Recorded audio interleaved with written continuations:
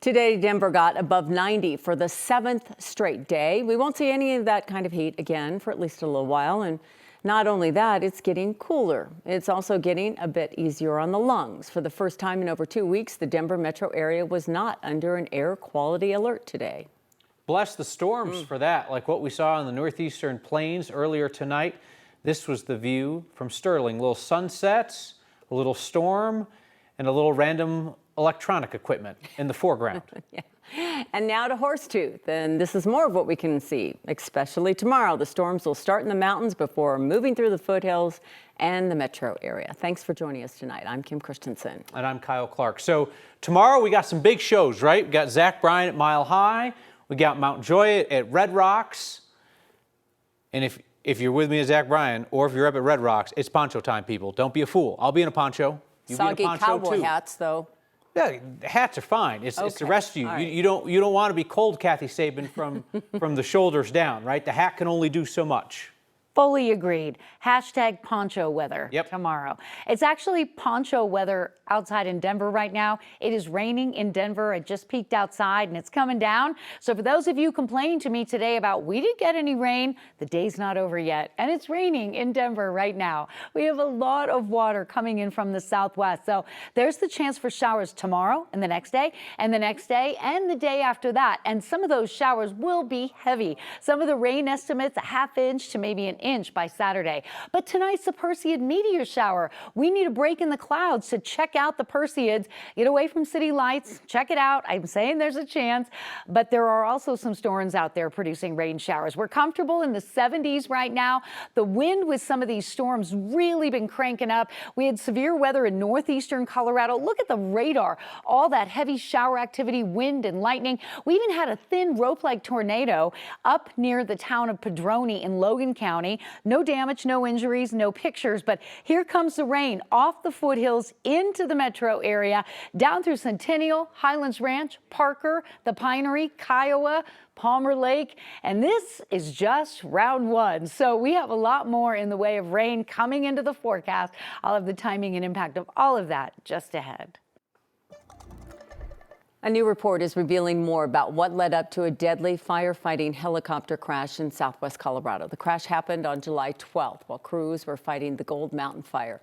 Nicholas Dale died when the helicopter he was piloting went down in Silverjack Reservoir. A preliminary report that the NTSB released today says the helicopter crashed while gathering water for a water drop. In the previous 5 trips, the chopper picked up about 3,000 pounds of water. The report says before the crash, there were 4,000 to 7,000 pounds of water in the bucket. The aircraft not only turned to the right, but rolled to the right into this descending unusual attitude before it struck the water. And given the fact that the bucket itself, the weight, because they do have a system on there to calculate the weight of the water bucket, that it went from, the previous flights about 3,000 pounds. All of a sudden now it was 4,000 to 7,000 pounds rapidly, which would suggest that there was an overfill situation. It has been a devastating year for the firefighting community. Dale is among 5 who's lost their lives trying to protect our state from fires this year. Before his death, 5 firefighters got caught in a burnover incident while fighting the Snyder fire near the Utah border. 3 died during that incident. A 4th passed away at the hospital weeks later. A Denver City Council member says the city's new scooter company sold Denver on a solution but hasn't solved the problem. So now he's calling out Veo and asking city attorneys to dig back into this contract. 9 News reporter Ria Jaz along with that. Ria? Yeah, so Veo was supposed to enforce this sidewalk detection technology, and the idea was that people would be riding these scooters and instead they would be, on the sidewalk, and they'd be automatically stopped or they would automatically slow down. So now the city has given the company a deadline of July 1st, and it has been 6 weeks since then. The technology inside Denver's newest Veo scooters is designed to keep riders off the sidewalks. Do you feel like that problem has been fixed? Problem's not fixed. 3 months in, and people are still riding on the sidewalks. We're going to see if Veo shows. City Council member Chris Hines says his constituents are asking him why. There's no one here representing Veo Correct. He was hoping the company would explain at this town hall, but they left him high and dry to deal with it on his own. It is our #1 complaint in District 10 right now, by far. Now he's asking the city attorney to review whether VO is following its contract. VO's agreed that they have to have the technology on the scooters. What they haven't agreed with just yet is whether they have to turn it on, which is, I think, nuts. VO says they're in compliance because their vehicles are equipped with the required technology, but they're implementing it in phases. I can't think of a world where I would require a vendor to have technology and not use it. While the city attorney reviews the words in VO's contract, Hines says the goal is simple. Pedestrians deserve the freedom to get to use the sidewalk safely without having a machine going 15 miles an hour.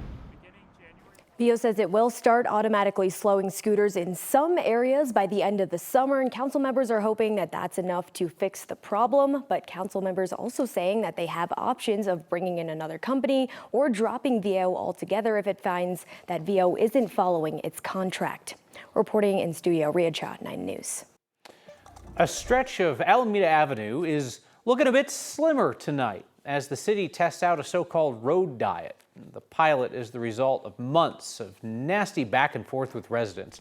The Transportation Department originally planned to narrow a 12-block stretch of Alameda to 2 lanes and use that space for dedicated turn lanes at a few intersections. The goal was to make the road safer. The plan was finalized after years of feedback.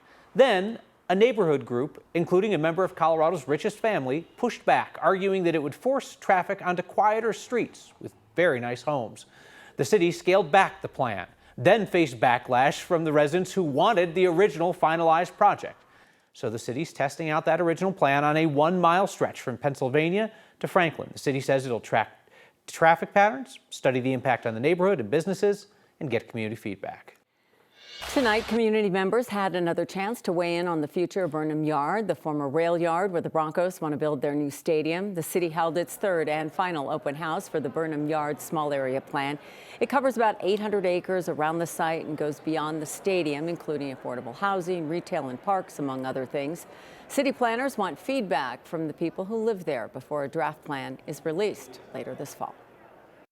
People are excited about the opportunity, but obviously when you have some big stadium come into your neighborhood, you're going to be concerned about things like traffic, noise, where everyone's going to park.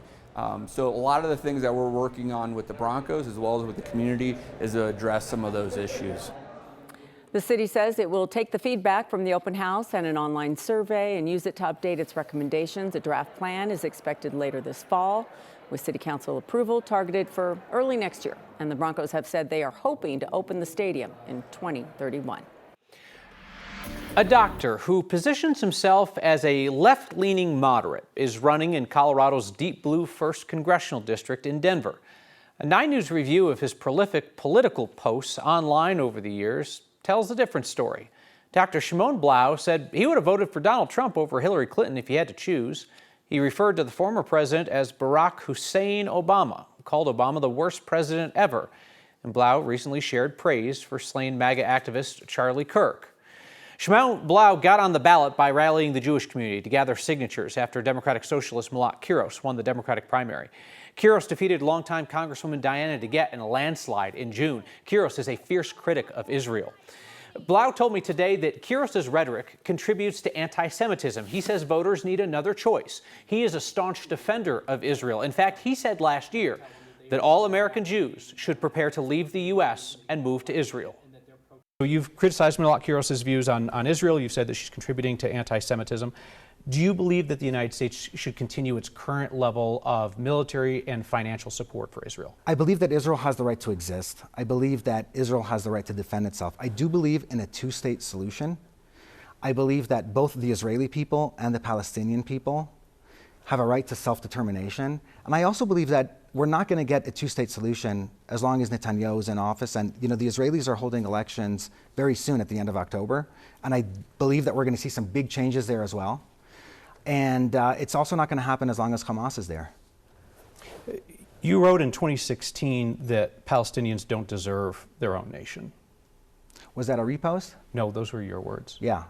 I believe that they do now. I absolutely believe that they do deserve their own nation. And your explanation at that point was that, quote, current Palestinian culture, you went on to say, promotes endless hatred. And you wrote, is this really a society that should be given its own state and place in the world? Yeah, I mean, we saw that in October 7th, 2023, how, they attacked Israel and it was the most vicious attack ever. But there's no way that you're going to have peace in the Middle East without them having a state.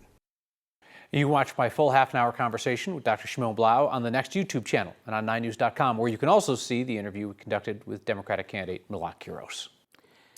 An Aurora police officer is accused of using drugs that were confiscated during a traffic stop, among other things. The department says he resigned instead of being fired. Today, the department made the announcement about Officer Michael Gallagher. He is also accused of lying under oath. Gallagher was removed from duty and placed on paid leave during the investigation. Police Chief Todd Chamberlain says he has sent the case to the district attorney's office, who will decide whether Gallagher will face criminal charges. The city manager in Golden is out of the job months after a racist incident at a fire station. Someone hung a doll, like Noose hung a doll that looks like Snoop Dogg and tied it at a stairwell at a fire station in March. This didn't become widely known until July. That's when the city put out an open letter apologizing and saying the employee responsible was gone. Before that, the city manager said the city had implemented training and had disciplined employees. Last night, City Council voted unanimously to fire City Manager Scott Vargo, said his response was inadequate. The city is moving forward with an independent investigation into the incident, the response, and cultural issues within city government.